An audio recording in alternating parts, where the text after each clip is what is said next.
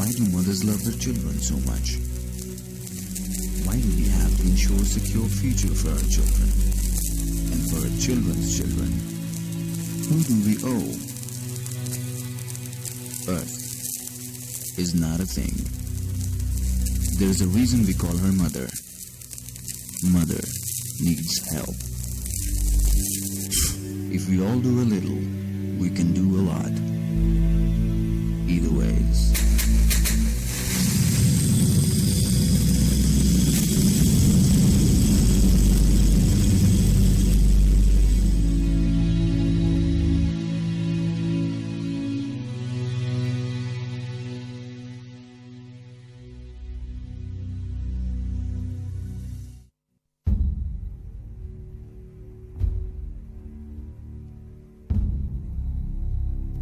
I have my faith in you.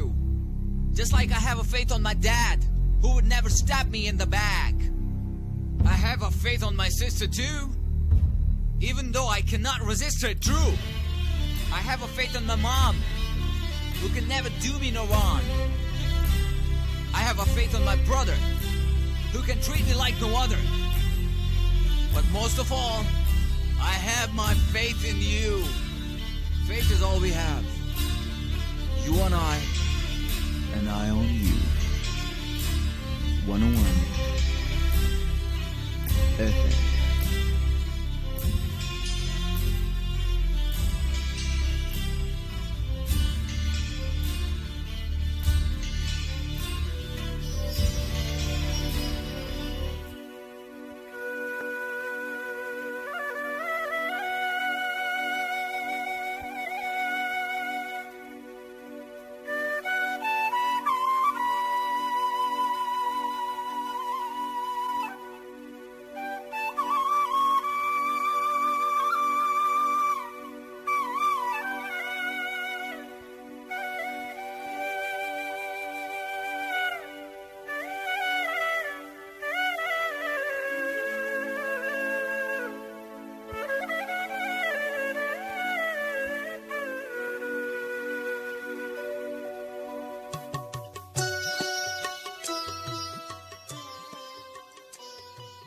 اللہ کے نام سے شروع جو بے حد مہربان نہایت رحم کرنے والا ہے۔ اے رب کشادہ کر میرا سینہ اور آسان کر میرا کام، اور کھول دے گراہ میری زبان سے کہ وہ سمجھے میری بات۔ اندر کلمہ کل کل کردہ عشق سکھایا کلمہ ہو، 14 طبق کلمے دے اندر قرآن کتاباں علما ہو، کانے کب کے قلم بناون لکھ نہ سکن کلمہ ہو، باہو یہ کلمہ مینو پیر پڑھایا ذرا نہ رہیاں علما ہو۔ السلام علیکم ورحمۃ اللہ وبرکاتہ۔ جی ہاں جناب، FM 101 اسلام آباد اسٹوڈیوز، اور میں ہوں آپ کا میزبان سجاد خان۔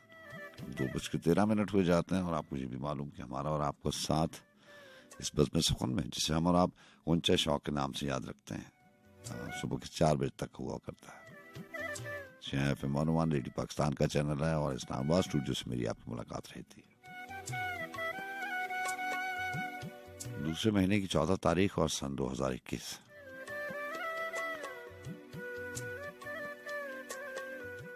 آج کے دن سے منسوب بہت سے حوالے ہیں، لیکن سب سے بڑا حوالہ فیض احمد فیض، اور اس سے پہلے کے بھی پروگرام میں سلمان صاحب کے پروگرام میں، سلمان خان صاحب کے پروگرام میں آپ سن رہے تھے، بہت سارا کلام شامل ہوا، اور میوزک کے حوالے سے بھی بہت ساری باتیں، بہت ساری ٹریکس شامل ہوئے۔ آج کی بھی بزم سخن میں فیض صاحب کا بھی کلام بھی شامل ہوگا، اور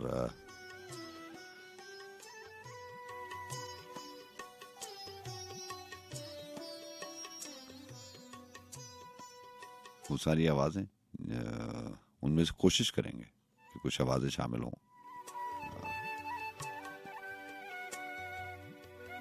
بہرحال جناب، اللہ تعالیٰ سے ہمیشہ دعا گو رہتا ہوں کہ آپ جہاں رہیں خوش رہیں، آباد رہیں، اور اللہ تعالیٰ آپ کے لیے ہر قدم پر، ہر لمحے، ہر گھڑی آسانی آپ کو عطا کرے۔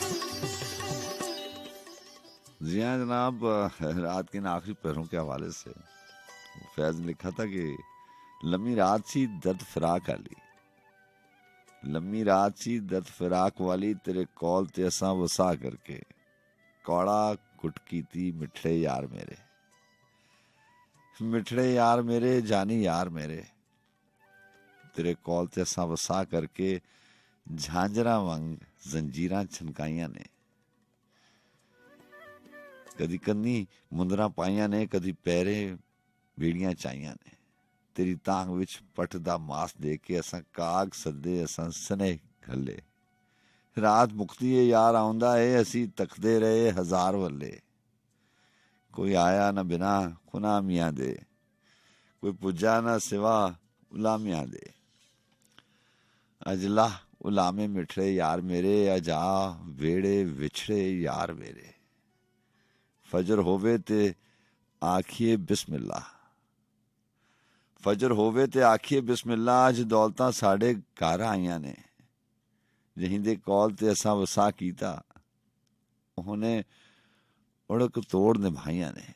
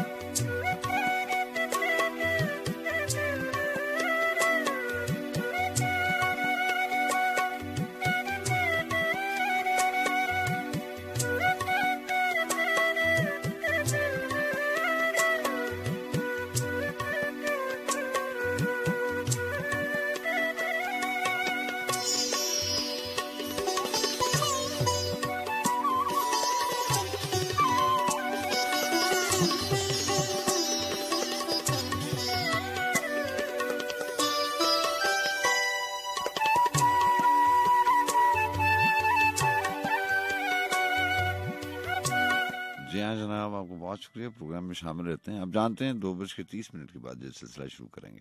رابطے کے نمبر آپ کو معلوم 111-000-101. جی ہاں، کوڈ ہوا کرتا 051 کا، اور 051-111-000-101. 051-111-000-101. سبھی کچھ ہے تیرا دیا ہوا، سبھی راحتیں، سبھی کلفتیں، کبھی صحبتیں، کبھی فرقتیں، کبھی دوریاں، کبھی قربتیں. یہ سخن جو ہم نے رقم کیے، یہ ہیں سب ورق تیری یاد کے. آ گیا نا حوالہ یاد کا. یہ سخن جو ہم نے رقم کیے، یہ ہیں سب ورق تیری یاد کے. کوئی لمحہ صبح وصال کا، کئی شام ہجر کی مدتیں. جو تمہاری مان لے ناصحہ، تو رہے گا دامن دل میں کیا. نہ کسی عدو کی عداوتیں، نہ کسی صنم کی مروتیں. چلو آؤ تم کو دکھائیں، چلو آؤ کہ تم کو دکھائیں ہم، جو بچا ہے مقتل شہر میں. یہ مزار اہل صفا کے ہیں، یہ ہیں اہل صدق کی تربتیں. میری جان آج کا غم نہ کر، کہ نہ جانے کاتب وقت نے کسی اپنے کلمے بھی بھول کر کہیں لکھ رکھی ہوں مسرتیں.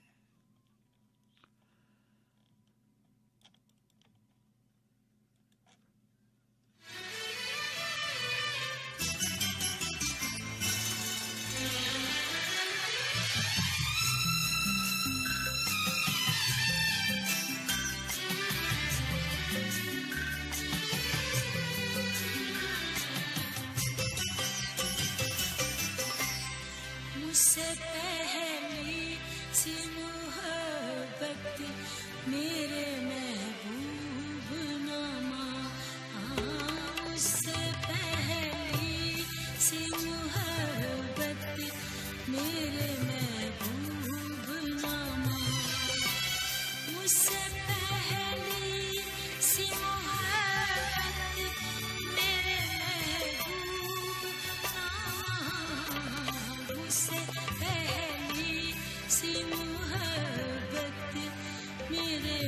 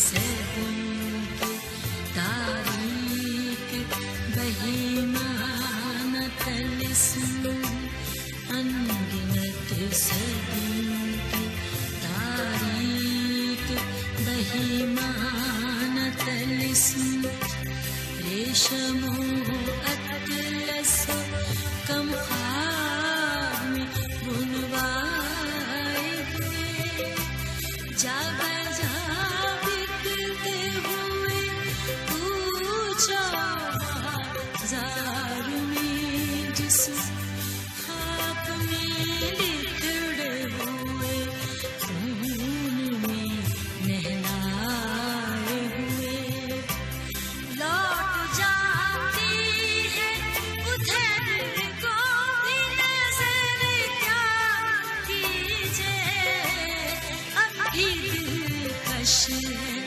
तेरा हुस्न मगर क्या कीजिए अब भी दिलकश है तेरा हुस्न मगर क्या कीजिए और भी दुख है ज़माने में मोहब्बत के सिवा राहते और भी है बस की राहत के सिवा उससे पहले सी मोहब्बत मेरे महबूब ना मानो उससे पहली सी मोहब्बत मेरे महबूब ना मानो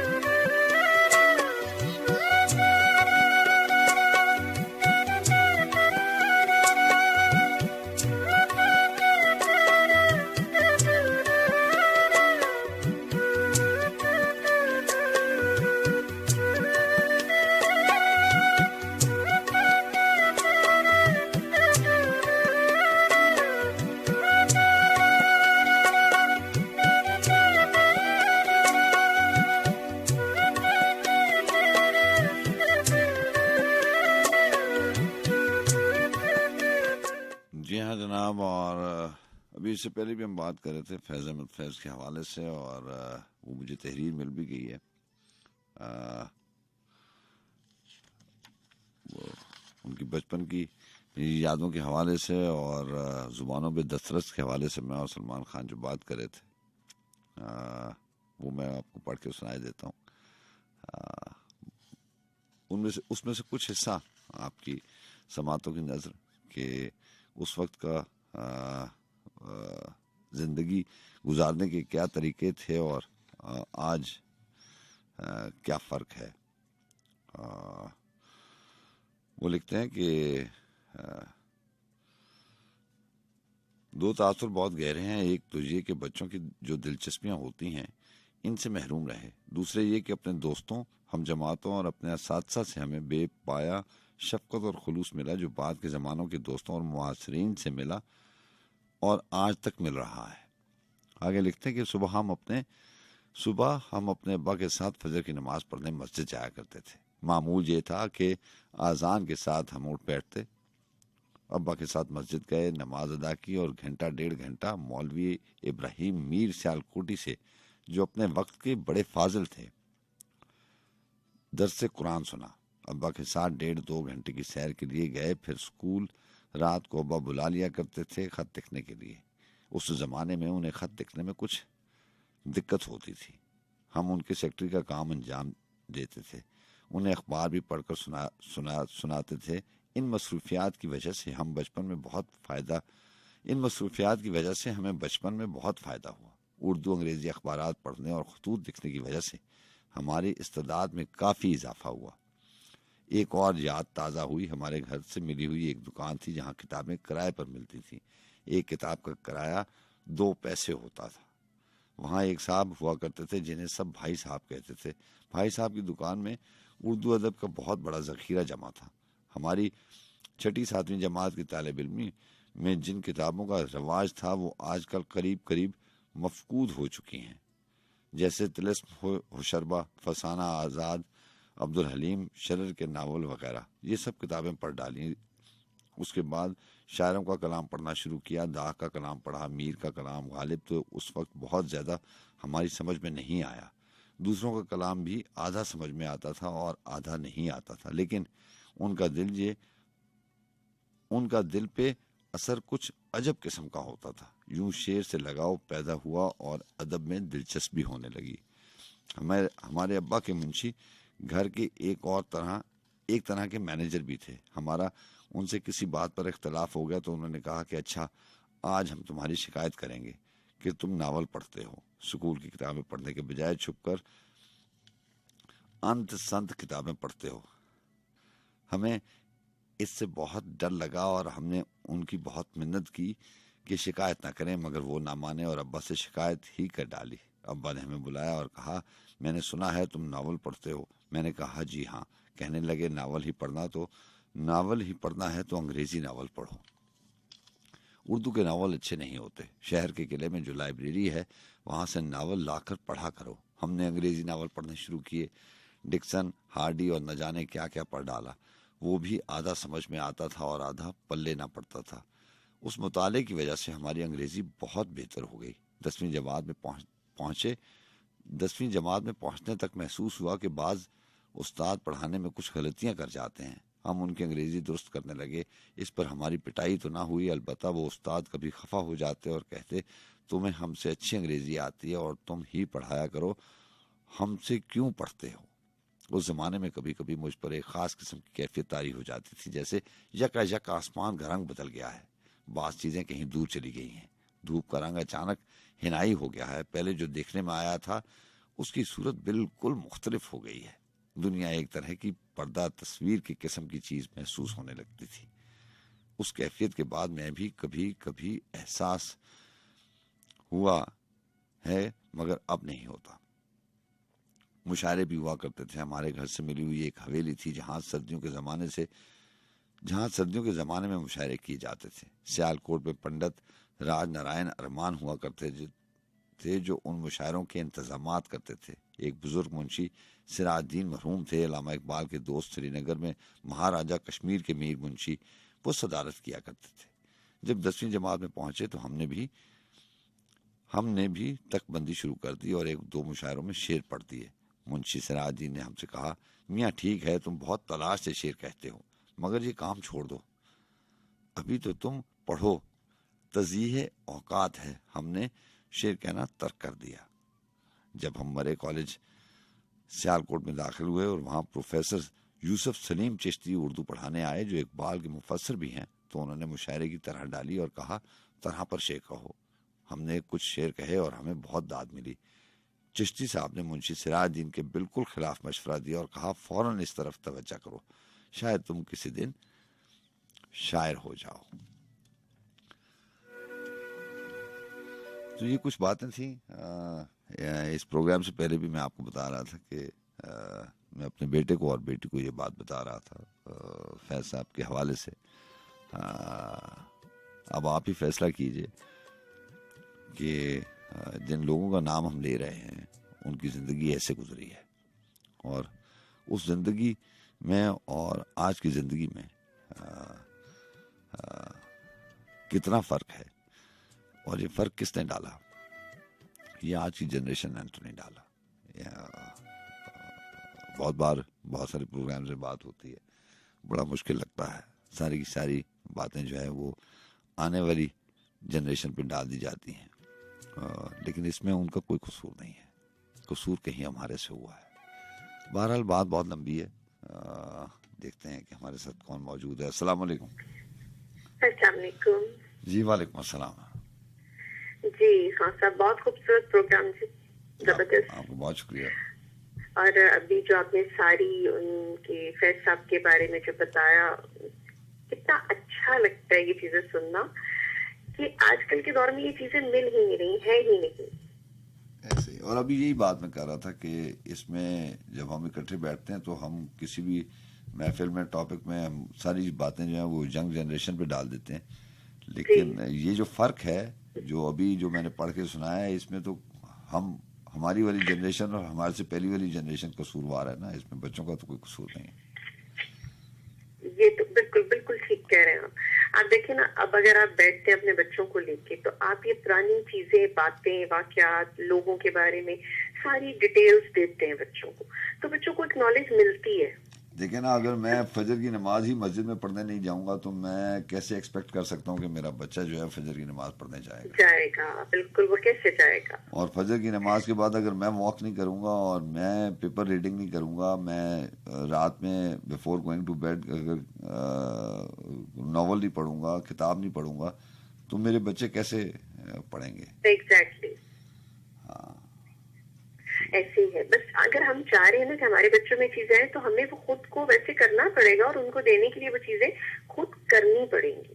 دیکھیں وہ ایک اخبار میں جاوید چودھری صاحب لکھتے ہیں کہ میں 20-22 سال پہلے ایک بزرگ کے پاس اپنے دونوں بیٹے لے گیا. میرے بیٹے جو تھے وہ 2-3 سال کے تھے, تو میں نے اپنے بزرگ کو کہا, میں نے اپنے بابا جی کو کہا کہ بابا جی ان پہ شفقت کا ہاتھ پھیر دیں اور دعا دے دیں کہ یہ بچے جو ہیں یہ تہذیب والے بن جائیں, ڈاؤن ٹو ارتھ بن جائیں, عاجز بن جائیں, تہذیب یافتہ بن جائیں اور ایماندار بن جائیں اور فلاں فلاں فلاں.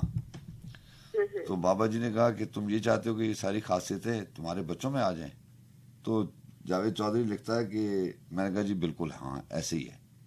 تو انہوں نے کہا جو چیزیں تم چاہتے ہو وہ آج سے اپنے اندر پیدا کر لو. بالکل بالکل بالکل. آپ دیکھیں کہ جو چیزیں ہم کر رہے ہوتے ہیں بچے اس کو فالو کرتے ہیں. بالکل ایسے ہمیں عادت ہے نماز کی, بچوں میں بھی آئے گی.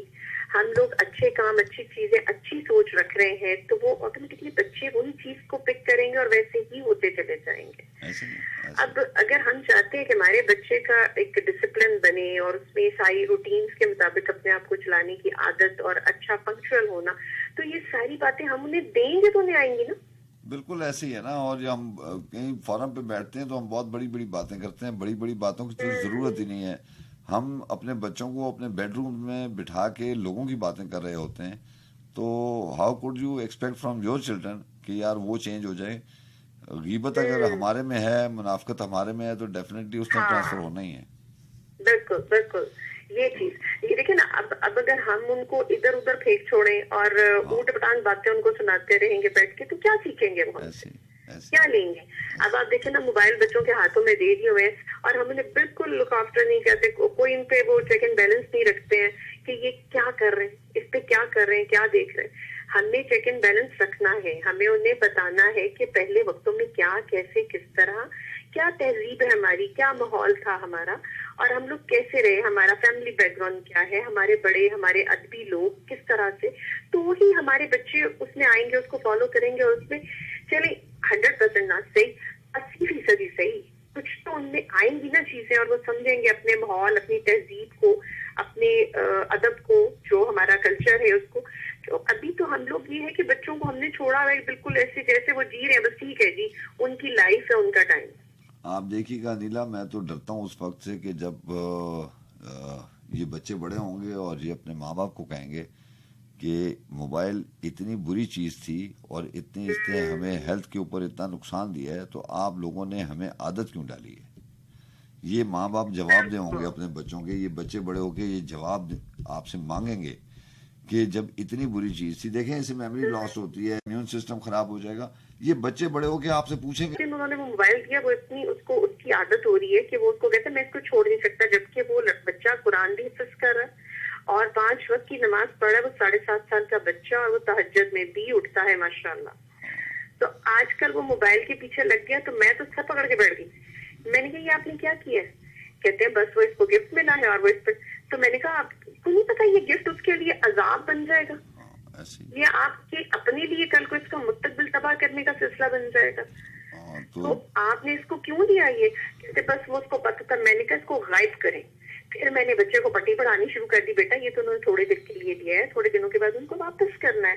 بڑی طریقے سے میں نے اس بچے کو قائل کیا اور اب وہ خوشی سے کہہ رہا ہاں میں واپس کر دوں گا. دیکھیں اگر میں اگر اپنے بچے کو موبائل دیتا ہوں یا اس کو کہیں سے گفٹ ملتا ہے اور میں ایکسیپٹ کر لیتا ہوں تو اس کا مطلب یہ ہے کہ میں اپنے ہی کمپلیکس سے باہر نہیں نکلا نا. بالکل.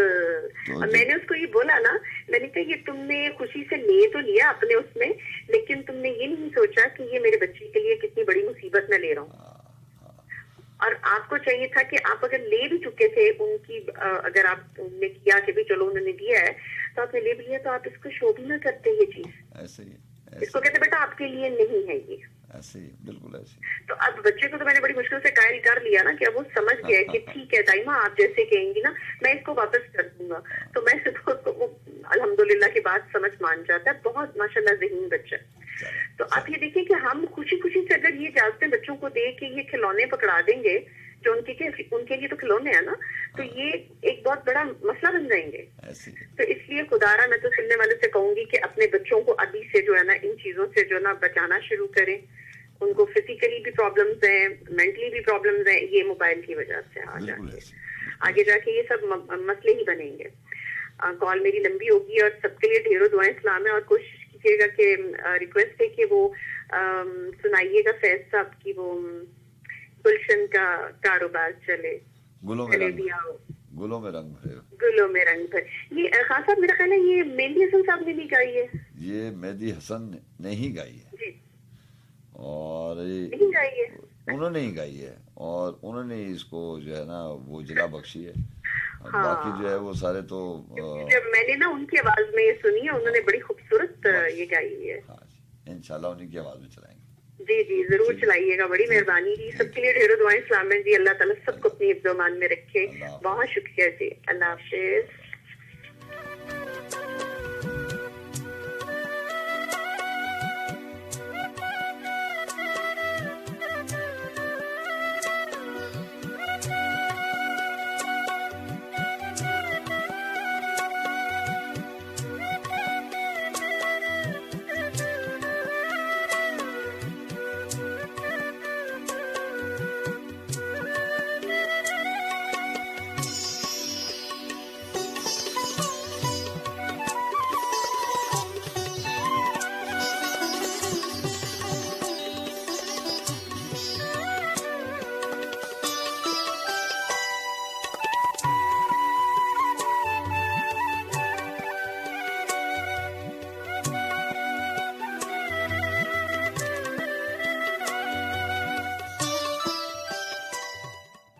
شہر ہنر میں سارا ہنر کا فریب تھا. یہاں چند اشعار فیصل اجمی صاحب کے.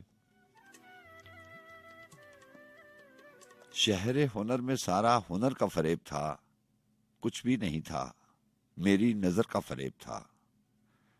جو ہو رہا تھا اس کی خبر تک نہ تھی مجھے, اور وہ جو ہو چکا تھا خبر کا فریب تھا.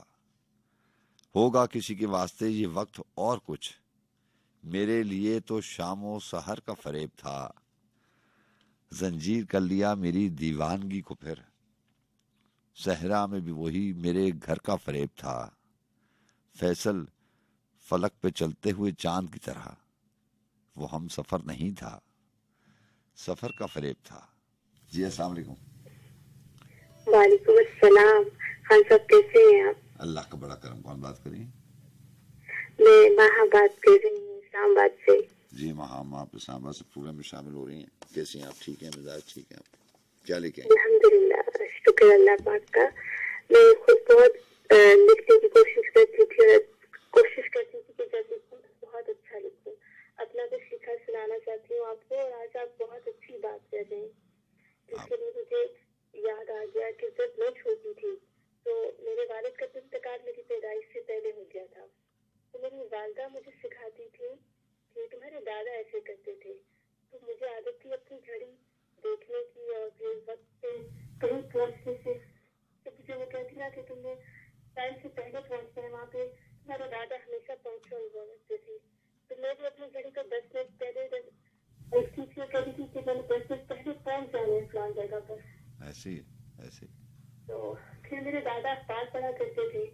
تو وہ مجھے کہتی تھی صبح اٹھ جاتی جب میں تو تم میرا ڈان نیوز پڑھنی ہے. تمہارے دادا وہ اخبار پڑھا کرتے تھے. تو مجھے بہت اچھا لگتا تھا. اس وقت 35 سال کی عمر میں میری ماشاء اللہ ایک بیٹا ہے میرا. اور آپ کی باتوں سے مجھے اپنی والدہ کی یہ باتیں یاد آ گئی. جب مجھے تین گھروں کا شوق ہوا کرتا تھا تو مجھے کہتی تھی نہیں گھر ہی نہیں وقت قیمتی ہوتا ہے. تو میں نے گھڑیاں میرے خرید پر چھوڑ دی تھی. اور ایک بار مجھ سے پوچھتی ہے کہ تمہیں پتا ہے کہ غریب کون ہوتا ہے. تو میں نے کہا جس کے پاس پیسے نہیں ہوتے. پیٹ میں نہیں. غریب وہ ہوتا ہے جس کے پاس محبت نہیں ہوتی جس کا کوئی دوست نہیں ہوتا.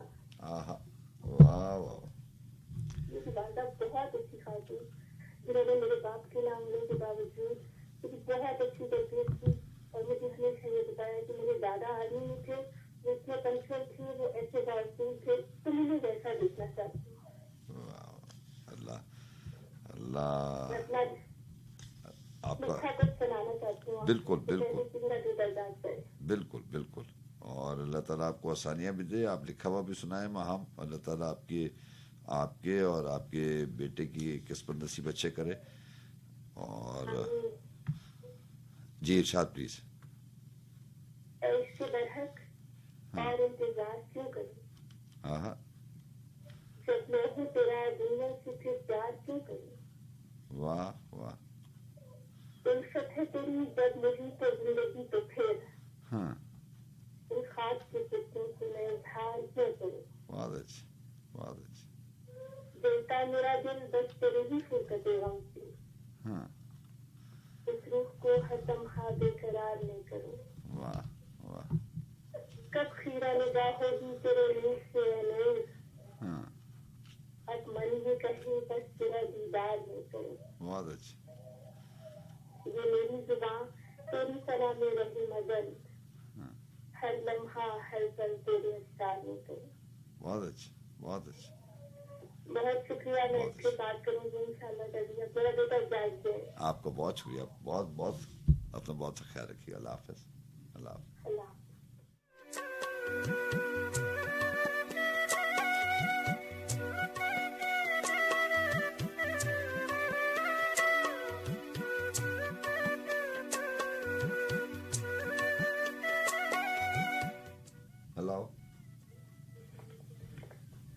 ہلو جی السلام علیکم. آپ کی آواز بہت کم آ رہی ہے. پلیز کون بات کری؟ جی آپ آواز آ رہی ہے. بتائیے کون بات کری؟ وعلیکم السلام. جی ہم ڈاکٹر زاہدہ بات کر رہے ہیں. کیسے ہیں آپ سے؟ اللہ کا بڑا کرم. جی ہم فرسٹ ٹائم آپ کی محفل کو جوائن کر رہے ہیں. ڈاکٹر زاہدہ آپ کو بہت شکریہ. ہاں جی. تو ایک چھوٹی سی آزاد نظم ہم نے خود لکھی ہے. ارشاد. تو سب کو سناتے ہیں جناب. آپ کی سماعتوں کی نظر کرتے ہیں. مجھے اپنی آنکھیں پسند ہے کیونکہ یہ تمہیں بہت محبت سے دیکھتی ہے. مجھے عشق ہے اپنی سماعتوں سے کہ یہ تمہاری آواز سے میری روح کو روشن کرتی ہے. مجھے میرے ہونٹ اس نعمت سے کم نہیں لگتے کیونکہ یہ لمحہ تمہارا نام پکارتے رہتے ہیں. میرا دل میرا جنون ہے کہ میری دھڑکنیں تمہارے فکر پہ رکھا ہے. میں اپنے ہاتھوں کو بہت محبت سے چوم لیتی ہوں کہ تمہارے لیے تمہارے نام پہ جو محبت کو تحریر کرتے رہتے ہیں. میرے قدموں کی آہٹ تمہارے ساتھ ہونے کا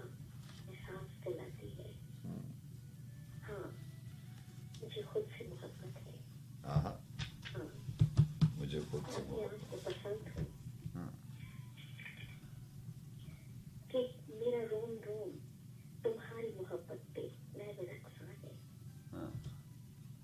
میرے خون میں تمہاری محبت کی تاثیر ہے.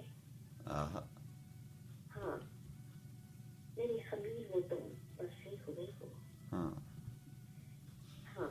یہی انداز ہے میری محبت کا. اچھا ہے. ہاں مجھے محبت ہے تم سے. واہ.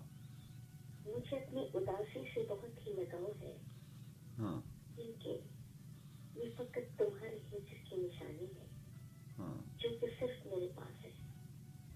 واہ. ہاں مجھے محبت ہے تم سے بے شمار بے پناہ. واہ واہ محبت. واہ. ڈاکٹر صاحب اچھا کلام تھا. ہم نے یہ خود لکھا ہے بہت اچھی بات. اور ہم آپ کو سنتے رہتے ہیں. ایکچولی بھی ہمیں نیو جرسی سے موسم دانا ہے, انہوں نے انٹروڈیوس کرایا ہے. چلیں اچھی بات ہے ڈاکٹر صاحبہ, آپ پروگرام سنتی ہیں اور اگر آپ کے معیار کے مطابق آتا ہے تو بہت اچھی بات. آپ تو بہت سا خیال رکھیے گا. آپ بہت اچھا بولتے ہیں, بہت ہی اچھی باتیں کرتے ہیں, مجھے پسند ہے آپ کی باتیں. آپ بہت شکریہ. آپ تو بہت سا ہم رات بھر جاگ کے تو آپ کو سنتے رہتے ہیں. چلے آپ کا شکریہ, آپ کا اعلیٰ ظرف ہے. آپ کو بہت شکریہ ڈاکٹر صاحبہ. اللہ آپ کو بہت شکریہ. السلام علیکم. السلام علیکم جی. السلام علیکم. وعلیکم السلام سجاد بھائی. جناب جناب الطاف بلوچ جاجانی عرض کر رہا ہوں جناب. جی جی الطاف صاحب کیسے ہیں آپ؟ ٹھیک ہیں الحمدللہ. بیمار کو کیا خاک ہو امید ہے سر. اچھا ہے. واہ واہ واہ. بیمار کو کیا خاک ہو امید ہے سحر کی, دو سانس کا دم اور یہ شب چار پہر کی. مہمان ہے کبھی میرے کبھی غیر کے گھر کی. مہمان ہے کبھی میری کبھی غیر کے گھر کی. تو اے شب فرقت نہ ادھر کی نہ ادھر کی. بہت اچھا بہت اچھا. واہ. اللہ رے الفت بت کافر تیرے در کی. منت مجھے دربان کی نہ کرنی کی مگر کی. بیمار شب ہجرت کو ہو خیر الہی. بیمار شب ہجرت کو ہو خیر الہی. اتری ہوئی صورت نظر آتی ہے سحر کی. اچھا. واہ. اس وعدہ فراموش کے آنسو نکل آئے. اس وعدے فراموش کے آنسو نکل آئے. بیمار نے چہرے پہ جو حسرت سے نظر کی. واہ واہ. بیمار نے جو چہرے پہ حسرت سے نظر کی. اے شمع میرے حال پہ تو روئے گی کب تک. مجھ پر تو مصیبت ہے ابھی چار پہر کی. کیا بات. مجھ پہ تو مصیبت ہے ابھی چار پہر کی. یہ وقت یہ وقت وہ ہے کہ غیر سے اٹھ کر نہیں جاتے. آنکھوں میں میرا دم ہے تمہیں سوجی ہے گھر کی. بہت اچھا. آنکھوں میں میرا دم ہے تمہیں سوجی ہے گھر کی. دم توڑنے والا ہے مریض غم گیسو. سوجی ہوئی ہے مسافر کو پریشان سفر کی. سوجی ہوئی مسافر کو پریشان سفر کی. جاؤ بھی شب وعدہ رکھا خوب پریشان. جاؤ بھی شب وعدہ رکھا خوب پریشان. رہنے دو قسم کھا کے رہنے دو قسم کھا گئے جھوٹی میرے سر کی. جاؤ بھی شب وعدہ رکھا خوب پریشان. رہنے دو قسم کھا گئے جھوٹی میرے سر کی. مگتا ہے اور بہت مگتا سچا مگتا ہے. اچھا. ہر ایک سے کہتے ہو کہ وہ مرتا ہے مجھ پر. ہر ایک سے کہتے ہو کہ وہ مرتا ہے مجھ پر. چاہے کبھی صورت بھی نہ دیکھی ہو کمر کی. چاہے کبھی صورت بھی نہ دیکھی ہو کمر کی. ہر ایک سے کہتے ہو کہ وہ مرتا ہے مجھ پر. چاہے کہ صورت بھی نہ دیکھی ہو کمر کی. بیمار کو کیا خاک ہو امید سحر کی. تو سانس کا دم ہو اور یہ شب چار پہر. بڑی مہربانی. آپ کا پروگرام بہت اچھا ہوتا ہے. بہت سارا اپنا خیال رکھنا ہے. آپ کو بہت شکریہ. اللہ حافظ. اللہ حافظ.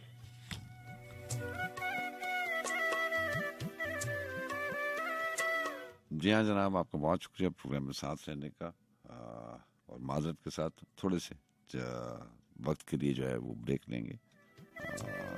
بہت ساری ایسی چیزیں ہوتی ہیں نا, میں آپ کو کہتا ہوں کہ آپ کی سماعتوں کے لیے میری کوشش ہوتی ہے کہ ان کا پہنچنا ضروری ہے, ان کا پروگرام میں شامل ہونا ضروری ہے. 10-15 منٹ کی بریک لیتے ہیں اور اس کے بعد آپ سے بات ہوتی ہے.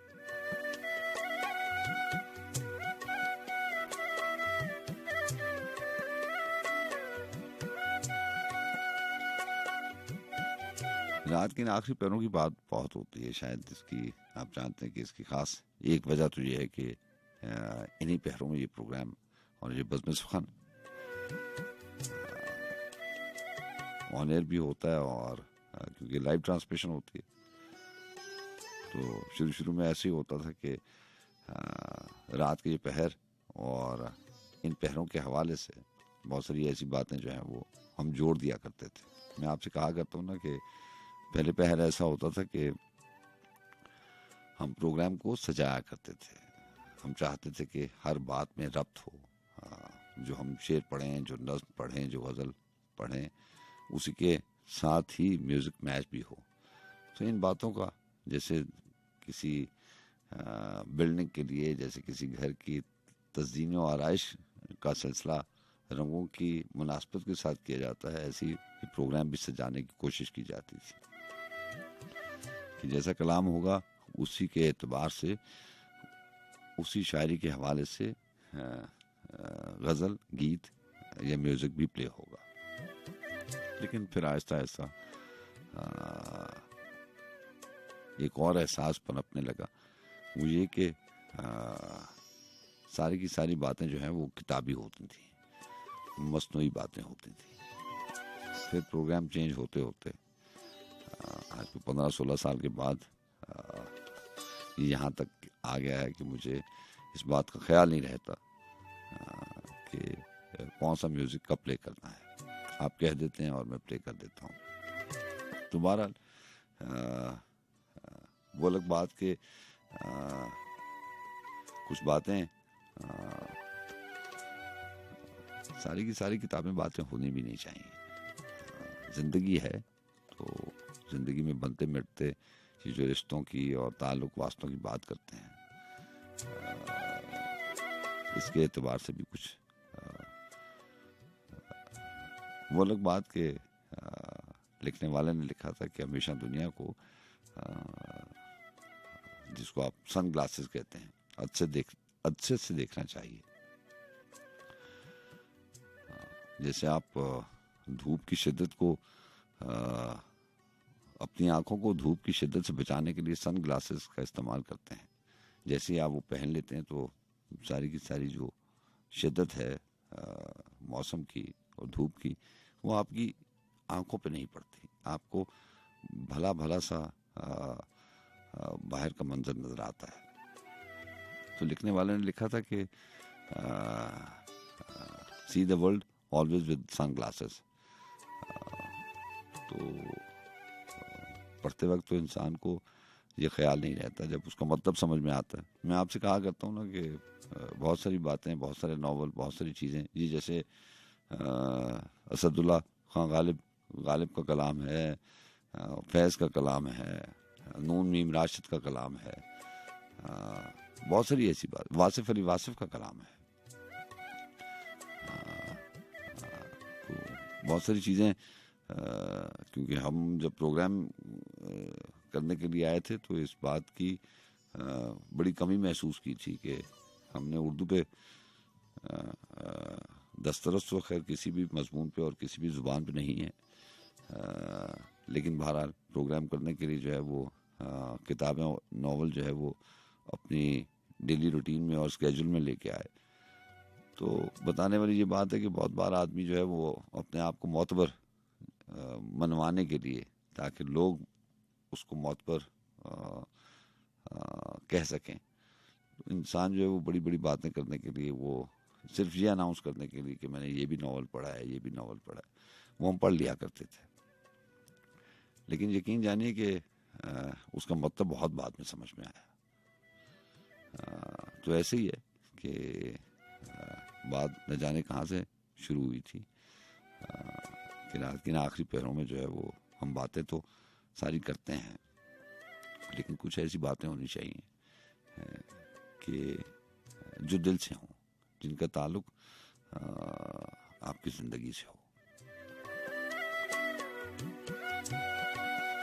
واصف علی واصف کا ذکر آیا تو ان کے بڑے خوبصورت اشعار تھے کہ کل کی بات سناؤں آج، اچھا ہو مر جاؤں آج، کل کی بات سناؤں آج، اچھا ہو مر جاؤں آج، جھانک میرے آئینہ دل میں ایک چہرہ دکھلاؤں آج، تیری زلف کے بادل چھائے میں بارش برساؤں آج۔ اور بڑے خوبصورت شعر تھا کہ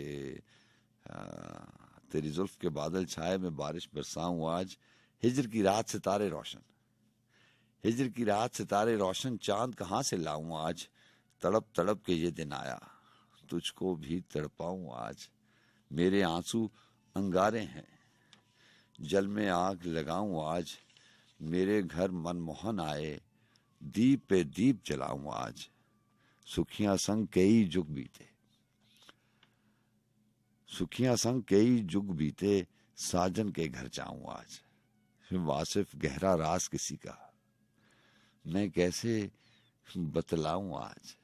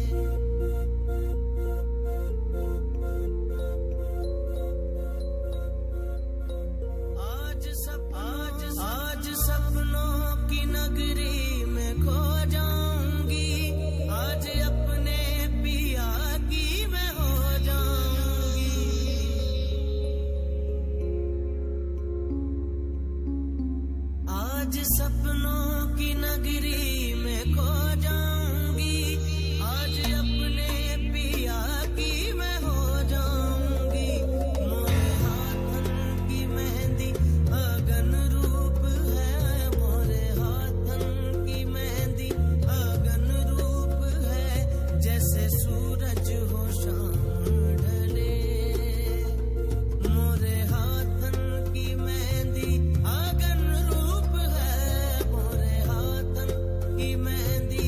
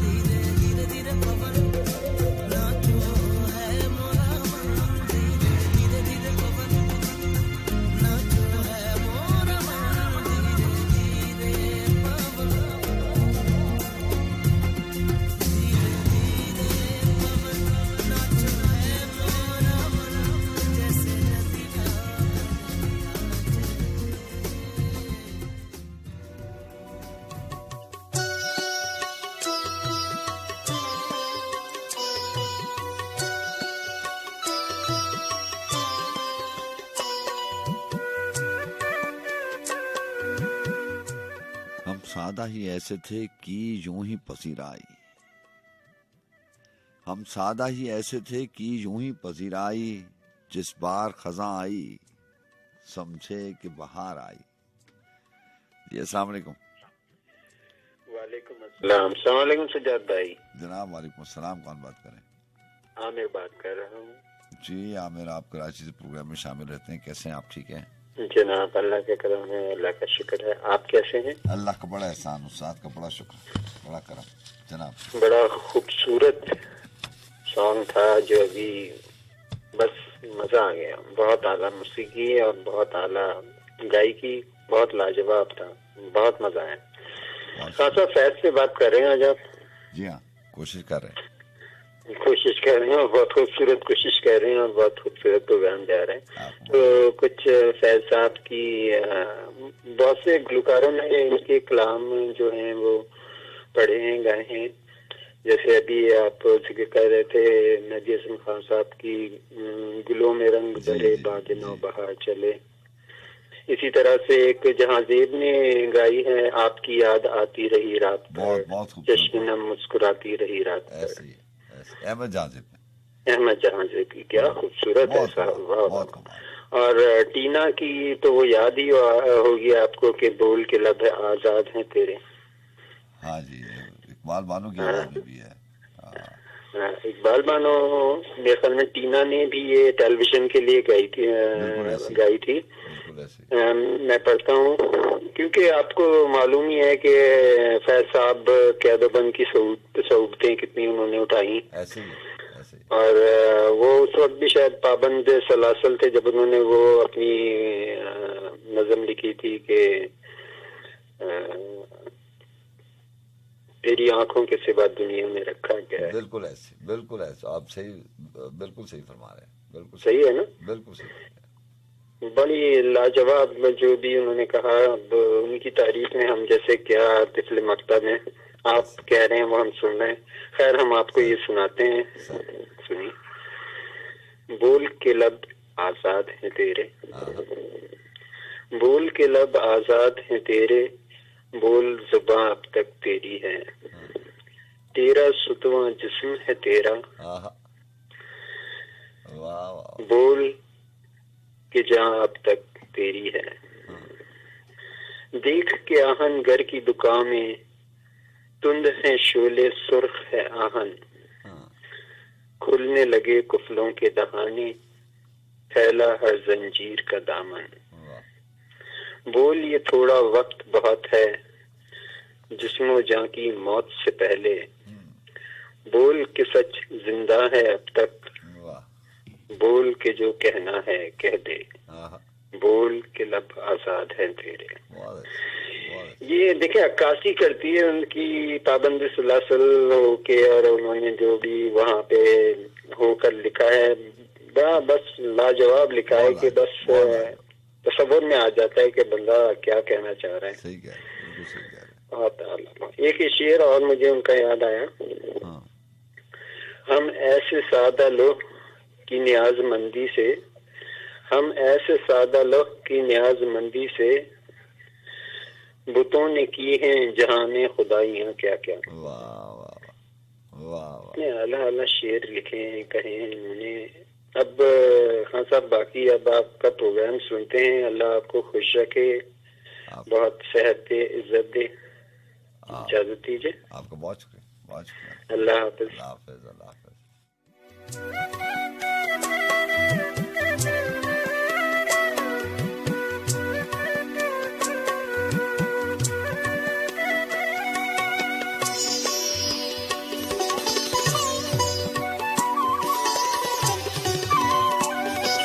السلام علیکم. ہلو. السلام علیکم. جی وعلیکم السلام. کیسے ہیں؟ اللہ کا بڑا کرم. کون بات کریں؟ رباب بات کر رہی ہیں. جی رباب، آپ پروگرام میں شامل رہتی ہیں. کیسی ہیں آپ؟ ٹھیک ہیں جی. آپ آنے رہے ہیں، حکم کیجیے، کیا لے کے آئیں؟ شعر سنانا چاہتی ہوں. ارشاد پلیز. شعر تاجدار عادل کا. جناب. عرصہ ہوا ہے کہ لکھا نہیں ہے کہ تم اب کیسی ہو. साथी मिले हैं हम तुमको ऐसे काम जहाँ पर करती हूँ। अच्छा, इस समत वो मौसम आया है सावन का जो पहले आता था। इस शहर की बारिश कैसी है जिस शहर में अब तुम रहती हो। वहाँ पर कोई दोस्त बना है जिससे दिल का हाल कहूँ। इसको मेरी आंखें बख्शो जिसको तुम देखती हो। जिस रिश्ते से हम पागल थे वो निस्बत अभी तक बाकी है। मुझको पागल कहने वाले तुम तो अब तक पगले हो। अपना हाल सुनाऊं क्या? कुछ सुनना है तो ये सुन लो। रास्ता मैं यूं देखता हूँ जैसे अभी तुम आती हो। कोई वहाँ पर ऐसा है जो सारी दुआएं तुमको दे। मुद्दत से मालूम नहीं कुछ लिखो मुझको तुम अच्छी हो। अच्छा है, अच्छा है। रुबाब आपको बहुत शुक्रिया। अल्लाह हाफिज़। अल्लाह हाफिज़।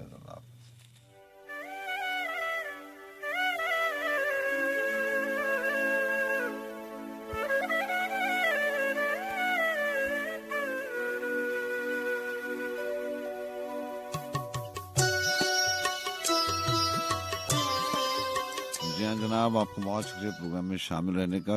एक गज़ल शामिल करते हैं जनाब अजीम हाशमी की।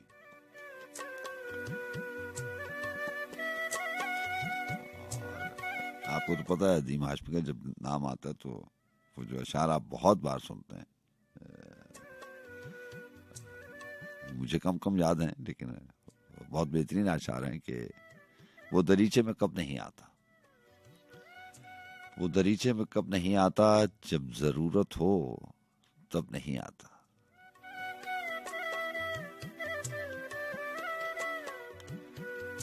और जब आप जिंदगी में बात करते हैं यही ये जो उतार चढ़ाव हुआ है,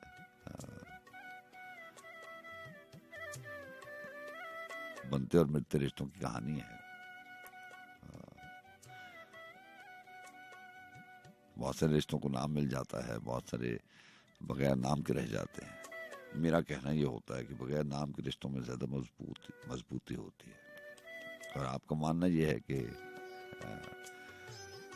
कोई ना कोई नाम ज़रूर होना चाहिए। तो बहरहाल आपकी अपनी राय है। वो भी अजमी साहब का शेर था ना कि जब भी बात करता है इख्तलाफ करता है। वो हम ज़ुबान कैसा है, वो हम ज़ुबान है लेकिन हम ज़ुबान कैसा है। तो बहरहाल जनाब इख्तलाफ राय तो हो सकता है, लेकिन ये हकीकत बात है कि बहुत बार ज़िंदगी में इस बात का एहसास होता है कि ये बड़ी सच्ची बातें लिखने वाले लोग हैं। और जैसे तारिक नईम साहब का एक शेर है कि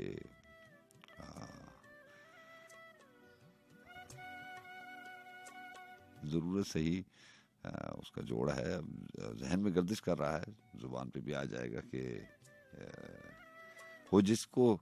हो जिसकी दिल को तमन्ना वही नहीं मिलता, हो जिसकी दिल को तमन्ना वही नहीं मिलता, वगरना रास्ता चलते में क्या से क्या मिल जाए। तो ज़िंदगी है और ज़िंदगी की बुनियाद जो है वो हर ज़िंदगी की बुनियाद ख्वाब, ख्वाहिश और आरज़ू पे होती है। और मौजे भी हो जाते हैं, ख्वाहिश भी पूरी हो जाती है। लेकिन ये बात अपनी जगह सच्ची है कि जब जिस चीज़ की ज़रूरत होती है तब वो आपको मैसर नहीं आती। इसलिए तो ऐसे ही होता है कि रात के इन आखिरी पहरों में वो जो ज़िंदगी को मैसर आने वाले लम्हात थे वही आपके जहन में दोबारा से आ जाते हैं और एक महफिल से जम जाती है, एक बैठक सी लग जाती है। और इसी याद के हवाले से एक किरदार को, एक लम्हे को, एक शाम को, एक मुलाकात को याद करते करते आपको वो बातें भी याद आ जाती हैं जिनसे आप उलझन में पड़ जाते हैं। तुम्हारा ये सिलसिला तो चलता रहता है। और एक गज़ल आपके लिए लेकर आया हूँ कि हम पहले वो अशार के वो दरीचे में कब नहीं आता, जब ज़रूरत हो तब नहीं आता। और बड़ा खूबसूरत शेर था कि हुस्न उसकी बड़ी निशानी है, हुस्न उसकी बड़ी निशानी है, उसका नामो नसब नहीं आता। जी अस्सलाम वालेकुम। जी वालेकुम अस्सलाम। सजाद भाई कैसे हैं? नवीद अर्ज कर रहा हूँ स्वीडन से। जी नवीद साहब, राना नवीद साहब, आप स्वीडन से प्रोग्राम में शामिल रहते हैं। आप कैसे हैं? मिजाज कैसे? अल्लाह का बड़ा शुक्र सर, दुआएं आपकी सब खैरियत। हुक्म कीजिए। बहुत अच्छी महफिल जी। और फैज साहब का जिक्र हो रहा है तो रुका नहीं गया, और कुछ इंतखाब करना भी मुश्किल था। ऐसे ही है। तो एक नज़्म लेके आया हूँ, रकीब से इसका टाइटल है। जनाब कहते कि आके वाबस्ता है उस हुस्न की यादें तुझसे, जिसने इस दिल को परीखाना बना रखा था, जिसकी उल्फत में भुला रखी थी दुनिया हमने, दहर को दहर का अफसाना बना रखा था। आशना है तेरे कदमों से वो राहें जिन पर उसकी मदहोश जवानी ने इनायत की है, कारवां गुजरे हैं जिनसे उसी रानाई के, जिसकी आंखों ने बेसूद इबादत की है। बेसूद इबादत, बेसूद इबादत की है। जिससे खेली है वो महबूब हवाएं जिनमें उसके मलबूस की अफसुर्दा महक बाकी है। तुझ पे बरसा है उसी बाम से महताब का नूर, जिसमें बीती हुई रातों की कसक बाकी है। तूने देखी है वो पेशानी, वो रुखसार, वो होंठ, जिंदगी जिनके तसव्वुर में लुटा दी हमने। तुझ पे उठी है वो खोई हुई साहर आंखें, तुझको मालूम है क्यों उम्र गवा दी हमने। हम पे मुश्तरका है एहसान गमे उल्फत के, इतने एहसान के गिनवाऊं तो गिनवा न सकूं। हमने इस इश्क में क्या खोया है, क्या सीखा है, जिस तरह और कुछ समझाऊं तो समझा न सकूं। आजिज़ी सीखी, गरीबों की हिमायत सीखी, यासो हरमान के दुख दर्द के मानी सीखे, जेर दस्तों के मसाइब को समझना सीखा, सर्द आहों के रुखे जर्द के मानी सीखे। जब कहीं बैठ के रोते हैं वो बेकस जिनके अश्क आंखों में बिलकते हुए सो जाते हैं, नातवानों के नवालों पे झपटते हैं उकाब, बाजू तोले हुए मरलाते हुए आते हैं। जब कभी बिकता है बाजार में मजदूर का गोश्त, शाहराहों पे गरीबों का लहू बहता है। आग सी सीने में रह रह के उबलती है, न पूछ, अपने दिल पर मुझे काबू ही नहीं रहता है। बहुत शुक्रिया सजाद भाई, अपना बहुत ख्याल रखिए। बहुत शुक्रिया। अल्लाह हाफिज़।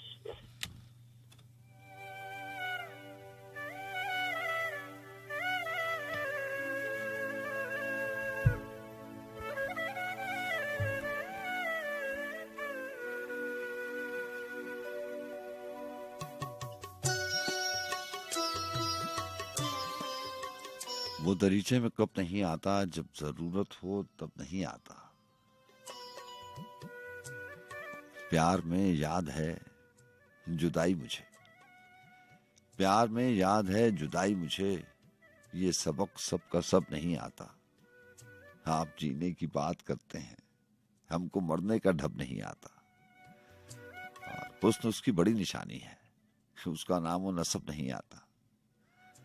बात उसको आती है अदीम, बात उसको अदीम आती है, बात करने का ढब नहीं आता।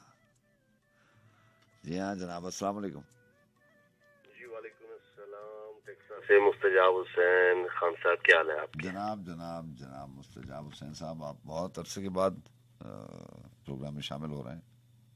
जी बिल्कुल ऐसा ही है जी, बहुत एक तवील दौरानी के बाद राउंड अबाउट 1 साल गुजर चुका है मुझे, और बहुत ही बेचैनी के साथ ये साल गुजरा है, क्योंकि आपके साथ मैं किसी की तरह भी कांटेक्ट से नहीं था।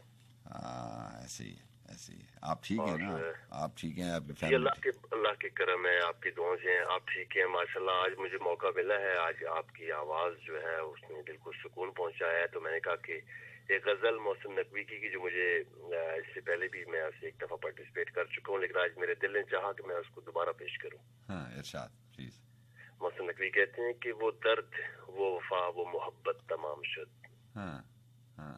वो दर्द, वो वफा, वो मोहब्बत तमाम शुद, ले दिल में तेरे कुर्ब की हसरत तमाम शुद। ये बाद में खुलेगा कि किस किस का खून हुआ। ये बाद में खुलेगा कि किस किस का खून हुआ, हर एक बयां खत्म, अदालत तमाम शुद। वाह वाह।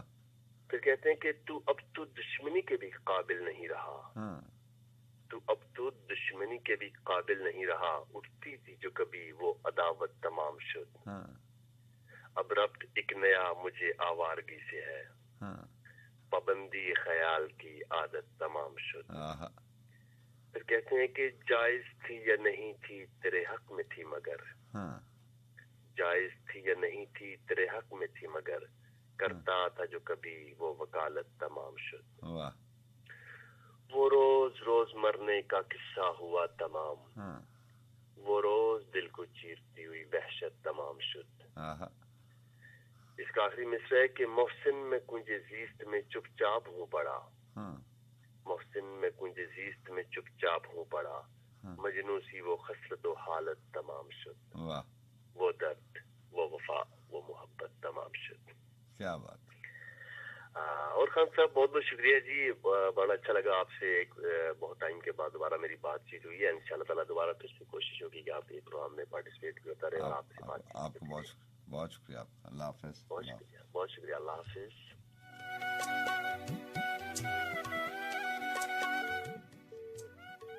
हिले ना होंठ तेरे कुर्ब के बयां के लिए, ये जायका ही नया है मेरी जुबां के लिए। मैं कौन कौन से दीवारों दर को याद करूं, धड़क रहा है मेरा दिल तो हर मकां के लिए। कहाँ लिखूं कि न पहुंचे जहां ये वक्त का हाथ, कहाँ लिखूं कि न पहुंचे जहां ये वक्त का हाथ। कदम कहाँ पे धरूं दायमी निशा के लिए, न अब वो अपनी तमन्ना न वो ख्वाहिश खास, न वो अपनी तमन्ना न अब वो ख्वाहिश खास। मैं जी रहा हूँ ये किस उम्र रायगा के लिए, और शेर है कि खला में फेंक रहा हूँ जला जला के चिराग, खला में फेंक रहा हूँ जला जला के चिराग। बना रहा हूँ सितारे कुछ आसमां के लिए। जी अस्सलाम वालेकुम। वालेकुम अस्सलाम जनाब। सर मोहसिन राना अर्ज कर रहा हूँ अमेरिका न्यू जर्सी से। जी जनाब मोहसिन राना साहब, आप अमेरिका न्यू जर्सी से प्रोग्राम में शामिल रहते हैं। आप कैसे हैं? ठीक हैं मिजाज? मैं अल्हम्दुलिल्लाह सर ठीक हूँ, और वो तरीके में कब नहीं आता, जब जरूरत हो तब नहीं आता, ये बीच में अटके हुई है, कंप्लीट नहीं हो रही। नहीं, आपने गौर नहीं किया, जितने शेर मुझे याद थे इस गजल के वो मैंने शामिल कर दिए। वो अब ऐसे आएगा ना कि वो जब आप तस्बीह चिल्ला वाली जो स्टार्टिंग में पढ़ते हैं ना आप गजल, कोई तस्बीह हो, कोई चिल्ला हो, कोई दम दरूद बता वो आन मिले। अच्छा अच्छा अच्छा। तो जब वो गजल होगी तो तब आएंगे वो मिलने के लिए। चले उसको भी शामिल कर देते हैं जनाब। बड़ी मोहब्बत और खूबसूरत महफिल सर, जितनी तारीफ की जाए कम। क्या लेके आए आज मेरे पास जो है ना सर, क्योंकि गुफ्तगू ऐसी हो रही थी, तो मैं फिर कोशिश करता हूँ कि जिस तरह की गुफ्तगू हो उस तरह का फिर कलाम जो है वो शामिल होना चाहिए प्रोग्राम में। इरशाद। मेरे पास जावेद अख्तर साहब हैं और उनकी एक नज्म है, वाह। मुझको यकीन है सच कहती थी जो भी अम्मी कहती थी। ये आज आपकी महफिल की नजर करता हूँ। इरशाद। मुझको यकीन है सच कहती थी जो भी अम्मी कहती थी। जब मेरे बचपन के दिन थे चांद में परियां रहती थी, मुझको यकीन है सच कहती थी जो भी अम्मी कहती थी। कि ये दिन जब अपनों ने भी हमसे नाता तोड़ लिया, ایک یہ دن جب اپنوں نے بھی ہم سے ناتا توڑ لیا، ایک وہ دن جب پیر کی شاخیں بوجھ ہمارا کہتی تھیں، مجھ کو یقین ہے سچ کہتی تھیں جو بھی امی کہتی تھی. ایک یہ دن جب ساری سڑکیں روکھی روکھی لگتی ہیں، ایک یہ دن جب ساری سڑکیں روکھی روکھی لگتی ہیں، ایک وہ دن جب آؤ کھیلے ساری گلیاں کہتی تھی، مجھ کو یقین ہے سچ کہتی تھی جو بھی امی کہتی تھی. ایک یہ دن جب جاگی راتیں دیواروں کو تکتی ہیں، ایک وہ دن جب شاموں کو بھی پلکیں بوجھل رہتی تھی، مجھ کو یقین ہے سچ کہتی تھی جو بھی امی کہتی تھی. ایک یہ دن جب لاکھوں غم اور کال پڑا ہے آنسوؤں کا، ایک یہ دن جب لاکھوں غم اور کال پڑا ہے آنسوؤں کا، ایک وہ دن جب ایک ذرا سی بات پہ ندیاں بہتی تھی، مجھ کو یقین ہے سچ کہتی تھی جو بھی امی کہتی تھی. اور اس کے ساتھ ساتھ ایک بات میں اور ایڈ کرتا چلوں جو میرے دل کی بات ہے سر، اور میری کوشش ہوتی ہے جو دل میں ہو وہ میں آپ تک پہنچا دوں. ہم اپنی زندگیوں میں سر بچپن میں بہت شرارتیں کرتے رہے، ہر کسی کا بچپن ہوتا ہے نا. تو میں یہ سمجھتا ہوں کہ جو بچہ شرارتیں نہیں کرے گا نا، اس نے اپنا بچپن دیکھا ہی نہیں. ایسے بچپن کا نام ہی شرارت کرنا ہے. صحیح کہہ رہے ہیں آپ. تو یہ آج کل کے جو بچے ہیں، اگر یہ موبائل میں ہیں کہیں پہ بھی ہیں، تو یہ ڈیجیٹل دور کے بچے ہیں. ابھی ان کو وہ ایک گول دائرہ بنا کے اس میں لکیریں ڈال کے وہ کھیلنا نہیں پڑتا جمپے لگا لگا کے. اب ان کو ایک جگہ پہ بیٹھ کے آرام سے کمرے کے اندر کھیلنا پڑتا ہے. صرف تھوڑی سی جو گنجائش تھی نا پہلے ہمارے میں، وہ کم ہو گئی ہے. ایسے ہی ہمارے میں گنجائش کچھ ویسے کا ویسے ہی ہے. ہمارے غلطی بچوں کی تو نہیں ہے نا، غلطی ہماری ہے، اصل میں ہماری غلطی ہے سر. ایسے ہی چلیں. اور ہم غلطیاں کرتے رہیں گے. پہلے ہم اپنے بچپن میں کرتے تھے، اب ہم بڑے ہو کے کر رہے ہیں. ایسے ہی بالکل صحیح کہا آپ نے. اور آنے والے ٹائم میں بھی ہم کریں گے ایسے ہی. بالکل ٹھیک ہے. آپ کو بہت شکریہ. بالکل ایسی ہے. تو خیر بڑی محبت ہے، دعاؤں میں یاد رکھیے گا. اللہ حافظ. اللہ حافظ.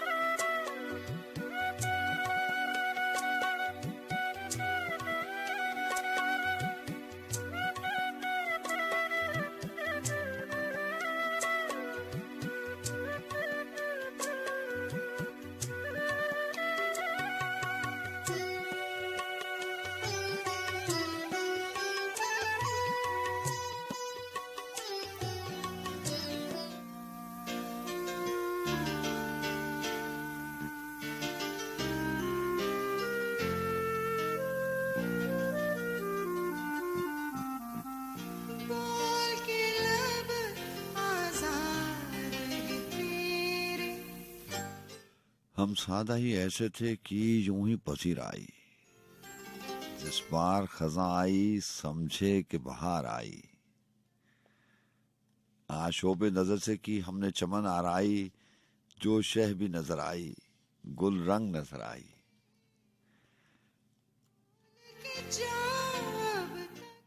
امید تلطف میں رنجیدہ رہے دونوں، تو اور تیری محفل، میں اور میری تنہائی،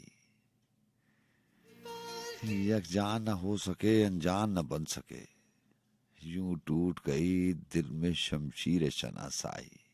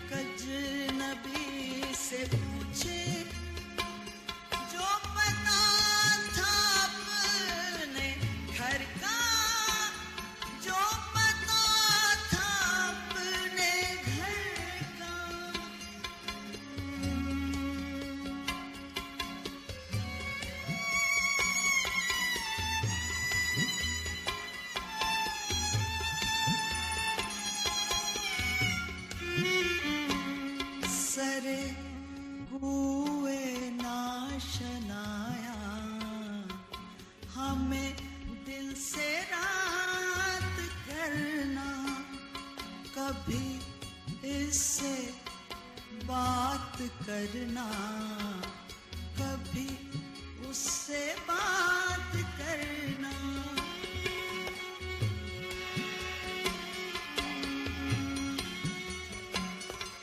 तुम्हें क्या कहूँ कि क्या है, शब गम बुरी बला है।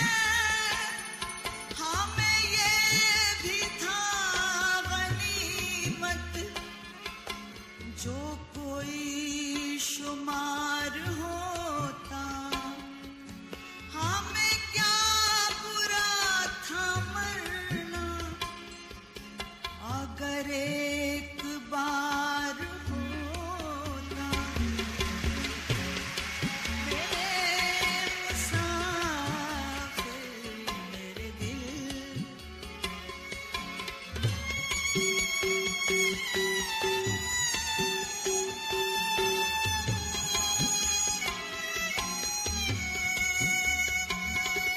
सरे कुए नाशनाया, हमें दिल से रात करना, कभी इससे बात करना, कभी उससे बात करना।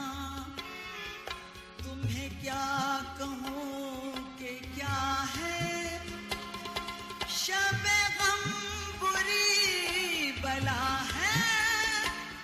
हमें ये भी था गनीमत, जो कोई शुमार होता। हमें क्या बुरा था मरना, अगर एक बार होता। मेरे दिल मेरे मुसाफिर मेरे दिल, मेरे दिल मेरे मुसाफिर मेरे दिल, मेरे दिल।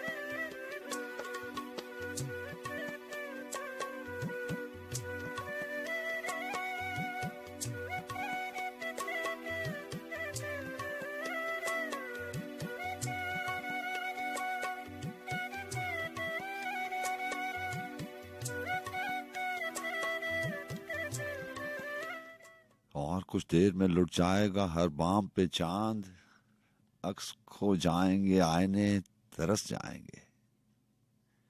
अर्श के दीदाए नमनाक से बारी बारी सब सितारे सरे खाशाक बरस जाएंगे। आस के मारे थके हारे शबिस्तानों में अपनी तन्हाई समेटेगा, बिछाएगा कोई बेवफाई की घड़ी तरके मदारात का वक्त। इस घड़ी अपने सिवा याद ना आएगा कोई, तरके दुनिया का समा खत्म मुलाकात का वक्त। इस घड़ी ऐ दिले आवारा कहाँ जाओगे, इस घड़ी कोई किसी का भी नहीं रहने दो। इस घड़ी कोई किसी का भी नहीं रहने दो, कोई इस वक्त मिलेगा ही नहीं रहने दो। और मिलेगा भी तो इस तौर के पछताओगे, इस घड़ी है दिले आवारा कहाँ जाओगे। और कुछ देर ठहर जाओ कि फिर नश्तर सुबह जख्म की तरह हर एक आंख को बेदार करे, और हर कश्ताए दामांदगी आखिर शब भूल कर साते दरमांदगी आखिर शब। जान पहचान मुलाकात पे इसरार करे, और कुछ देर में लुट जाएगा हर बाम पे चांद, عکس کھو جائیں گے، آئینے ترس جائیں گے.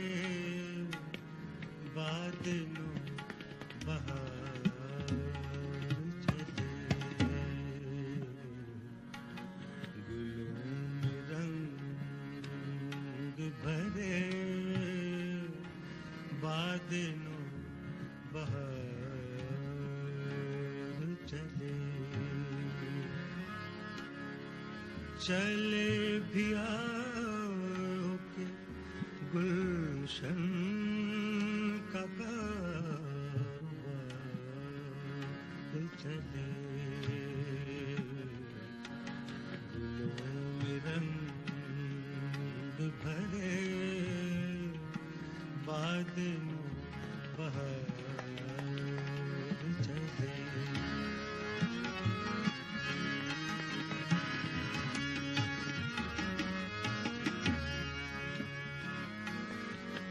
فسدا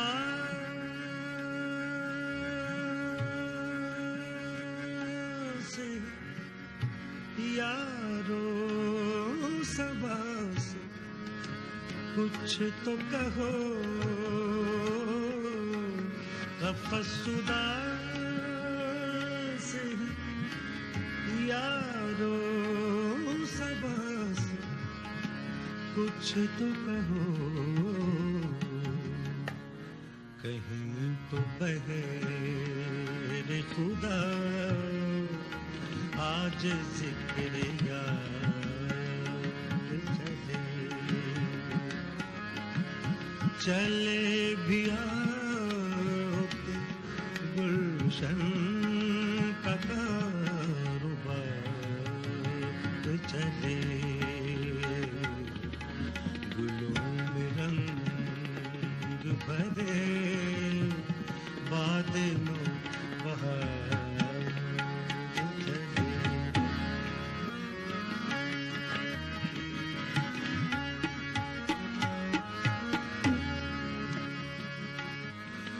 جو ہم پہ گزری سو گزری،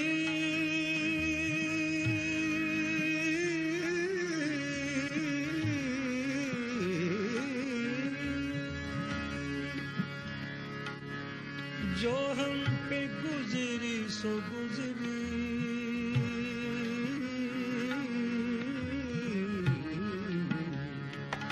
جو ہم پہ گزری سو گزری، مگر شب ہجران ہمارے عشق تیرے عاقبت سوار چلے. چلے بھی آؤ گلشن کا کاروبار چلے، گلوں میں رنگ بھرے بادلوں بہار چلے.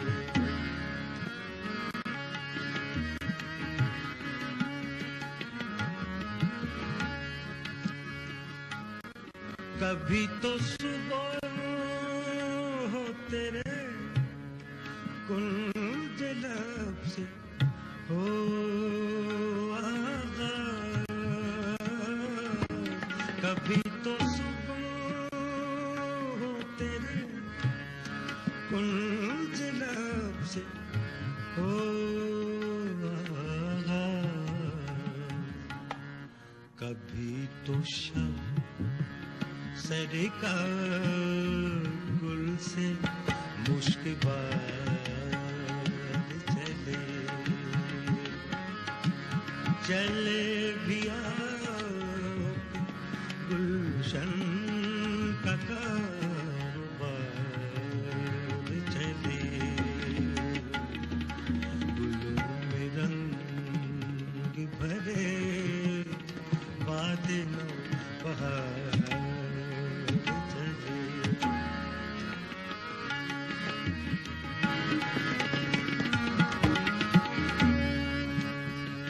एक शेर में इसमें नया पेश कर रहा हूँ, महेंद्र सिंह बेदी साहब का, जो फैज अहमद फैज साहब को बहुत मानने वालों में से हैं, और इसी गज़ल पे उन्होंने पूरी गज़ल भी लिखी है, लेकिन ये शेर उन्होंने खास तौर पे दिया मुझे।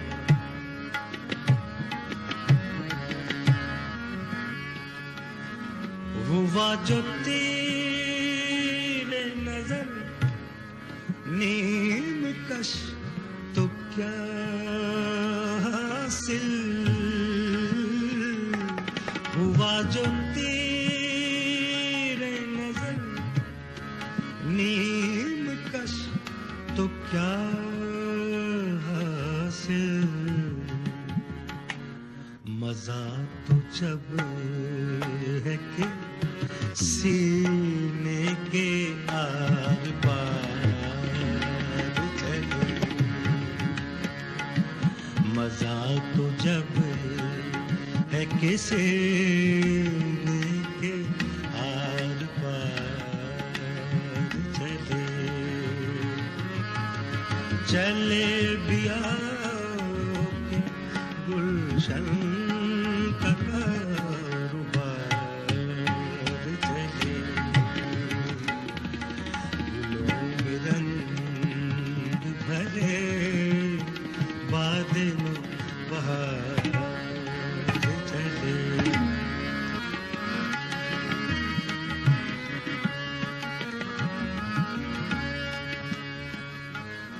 मकाम फैज कोई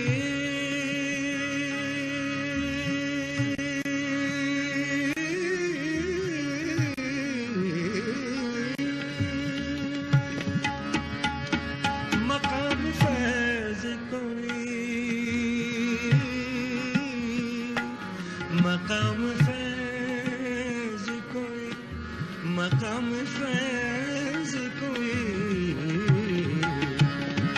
मकाम फैज कोई राह में जच्चा ही नहीं, जो कुए यार से निकले तो सूबेदार चले, चले भी आओगे गुलशन का कारोबार चले, गुलों में रंग भरे बादल बहार चले। हवस की सबसे गहरी चाल में आए हुए हैं, हवस की सबसे गहरी चाल में आए हुए हैं, हम अपनी ख्वाहिशों के जाल में आए हुए हैं, मैं अपनी चाहतों को दुश्मनों में बांट दूंगा कि उनके हक भी मेरे माल में आए हुए हैं, हमारा फासला अब आसमां से बढ़ गया है, हमारा फासला अब आसमां से बढ़ गया है कि हम तकदीर के पाताल में आए हुए हैं, दरिंदे फिर रहे हैं शहर की गलियों में हर सू, मगर سب آدمی کی کھال میں آئے ہوئے ہیں. سفر مشکل نہیں ہے وادی فردا کا فیصل کہ ہم ماضی کو لے کر حال میں آئے ہوئے ہیں. تو بہت سا خیال رکھیے گا. اللہ آپ کو اچھا رکھے. پھر ملاقات ہوگی. اچھا اب ہواؤں کا اشارہ ہے کہ میں تم سے جدا ہو جاؤں. سو اللہ حافظ. اے جانے جہاں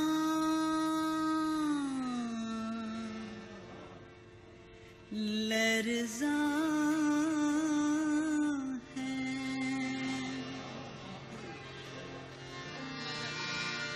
دشت تنہائی میں اے جانے جہاں لرزاں ہے تیری آواز کے سائے تیرے ہونٹوں کے سراب دشت تنہائی میں دوری کے خس و خاک تلے کھل رہے ہیں تیرے پہلو کے سمن اور گلاب دشت تنہائی میں اے جانے جہاں لرزاں ہے دشت تنہائی میں اے جانے جہاں لرزاں ہے تیری آواز کے سائے تیرے ہونٹوں کے سراب دشت تنہائی میں دوری کے خس و خاک تلے کھل رہے ہیں تیرے پہلو کے سمن اور گلاب دشت تنہائی میں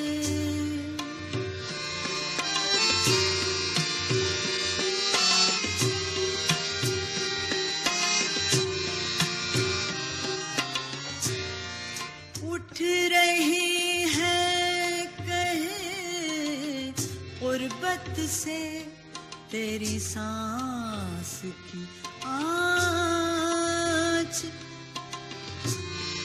اٹھ رہی ہے کہیں غربت سے تیری سانس کی آنچ اپنی خوشبو میں سلگتی ہوئی مدھم مدھم دور فق پار چمکتی ہوئی قطرہ قطرہ گر رہی ہے تیری دلدار نظر کی شبنم دشت تنہائی میں اے جانے جہاں لرزاں ہے تیری آواز کے سائے تیرے ہونٹوں کے سراب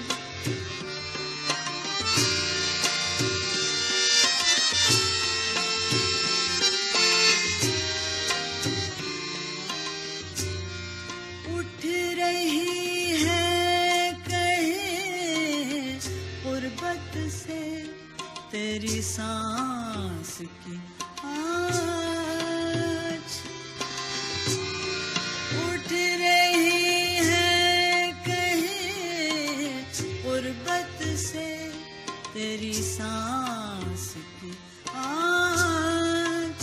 اپنی خوشبو میں سلگتی ہوئی مدھم مدھم دور افق پار چمکتی ہوئی قطرہ قطرہ گر رہی ہے تیری دلدار نظر کی شبنم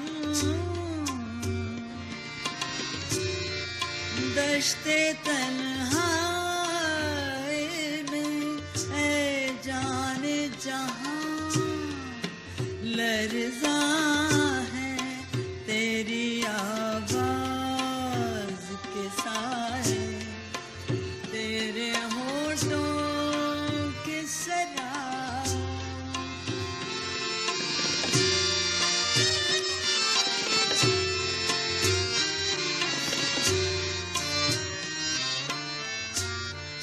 اس قدر پیار سے اے جان جہاں رکھا ہے اس قدر پیار سے اے جان جہاں رکھا ہے دل کے رخسار پہ اس وقت تیری یاد نے ہاتھ یوں گما ہوتا ہے گرچہ ہے ابھی صبح ہے فراق ڈھل گیا ہجر کا دن آ بھی گئی وصل کی رات دشتے تنہائی میں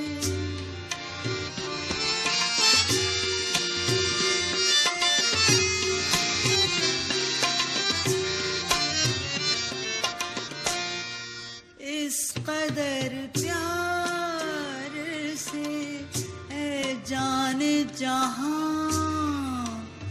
رکھا ہے دل کے رخسار پہ اس وقت تیری یاد نے ہاتھ یوں گما ہوتا ہے گرچہ ہے ابھی صبح ہے فراق ڈھل گیا ہجر کا دن آ بھی گئی وصل کی رات